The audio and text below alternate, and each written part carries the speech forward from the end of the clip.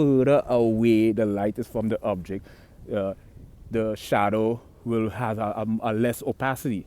It becomes more translucent and translucent, right? It loses its translucency until it deteriorates and become transparent. You could see right through it. So I find art to be intriguing. The ability to draw. How you could use darkness how you could just implement a single touch of light and the object pops. Light makes the object pop. Wherever the light is reflecting on, you have to figure out the level of opacity. Again, it has to do with the shades of white.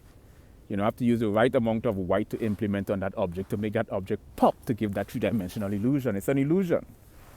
It's a fascinating illusion, and I got into art because I wanted to have a deeper understanding of some of the underlying mechanisms that govern this phenomenon. We know it's not a three-dimensional depiction, but it's creating an optical illusion. I wanted to understand the laws governing those factors and things like shades. And going to look at the ocean, you would notice that the ocean, if you have to replicate the ocean in art, you have to sort of look at the ocean not from a three-dimensional perspective that I am using right here, right? You have to cancel up, down, and you have to kind of look at things two-dimensionally.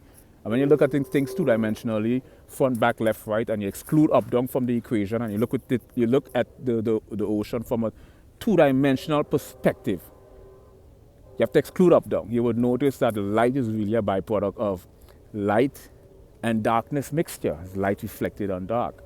I noticed that what's creating the reflection in the ocean is the light, the brightness compared to the lightness. And this is what creates an optical, and this is how you have to replicate this on a canvas.